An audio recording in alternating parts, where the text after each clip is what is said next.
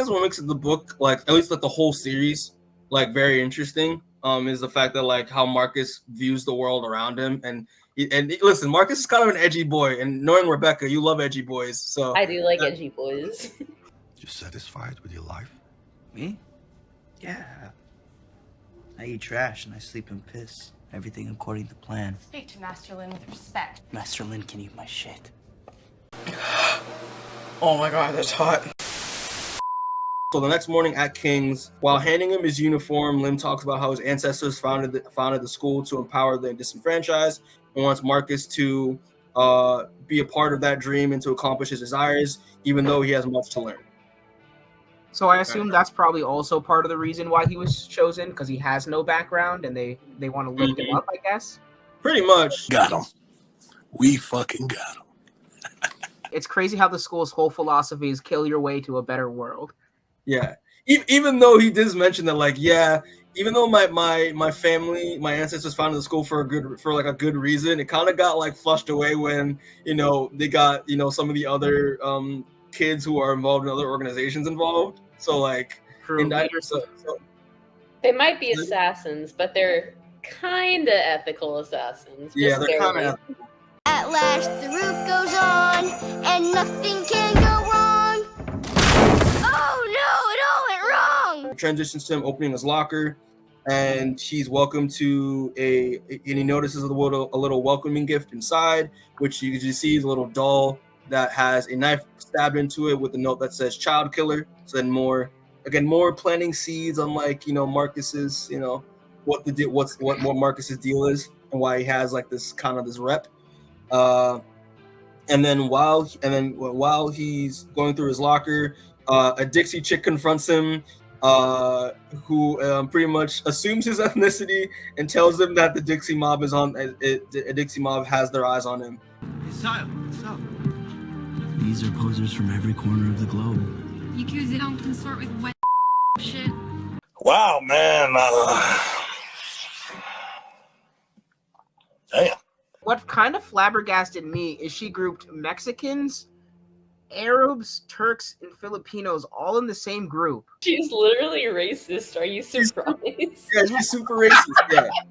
A few moments later. So it transitions to basically Marcus going throughout his day, throughout the course of the school day.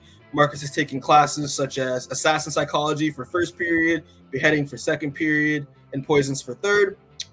Which I think it's so funny. I love that. That's so much in the like they're treating these crazy ass classes as just regular high school courses. I think it's like so funny. So do you think any of these kids actually know how to read? I think some of them definitely do. I think the preps know how to read. Yes, the Dixie mob doesn't, because they're all inbred. Boom. Roasted. After third period, he goes to lunch, and no one is letting him sit at the table, clearly because he's the new kid, which leads him to go outside, where he believes his people are. And I like how we did, like, Devo, can you remember, what did he describe them as? I didn't write it down in my notes, but like his type of people. Gosh, the freaks, the subculture elitists, those who in general don't mix well with others, the disenfranchised substance abusers. You're so dark. These ain't not from the DC universe. This is when we are introduced to Willie, Petra, Billy, and Lex smoking outside in the graveyard. While talking about their future aspirations after graduation, Lex asks Marcus what he plans to do as a killer after graduating, which Marcus reveals is to kill the man that ruined his life. Is that the person that he's going to assassinate is Ronald Reagan, which everyone laughs at. I'm gonna kill the guy who ruined my life. I'm gonna assassinate Ronald Reagan. That's so fucking hot. 2 hours later. While Marcus and Chapman are talking, a guard comes up to Marcus and hands him a box containing a rat skeleton, telling him to bear the mark. In confusion, Chapman explains that he's been chosen to take Master Lin's AP Black Arts class.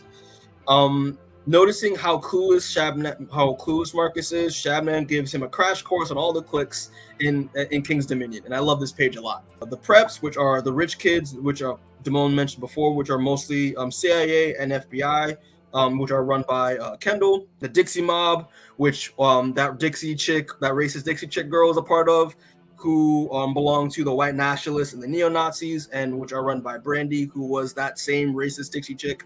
The Jersey Kings, who are the mafia kids that push the drugs through school. The Final World Order, who are the South Central LA gangs, like the Bloods, the Crips, the Crenshaw Mafia, all that jazz, which are run by Willie. Sotovato, which are the cartel kids, which are run by Chico and Maria. And lastly, the Kuroki Syndicate, which are the Yakuza kids, and they're run by Saya, who was the mysterious tattooed girl that Marcus is kind of catching feelings for. For the love of God!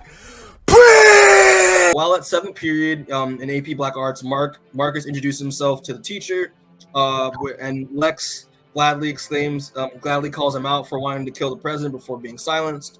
And then the instructor informs that this course will be the most terrible trials they have all experienced in their lives, and that their assignment is to kill a person that they deem deserves to be murdered, with the fact that they provide evidence, and if they're caught, they will be killed. Marcus doesn't want to be picked by everybody else because he's the new kid, so he's ended up being partners with Willie. Dude, what's your problem? Punk ass bitches is my problem. Emotional damage! It's kind of funny that this assassin school is still basically just a normal high school, except with worse groups of people. That's what I'm saying. Like they still do the typical Remender does a good job of just like taking those typical high school cliques you've seen from like classic like 80s, like coming of age 80s films, but like spinning them a bit with like, these gang affiliated kids. I think it makes sense. And it fits, and I think it's very interesting.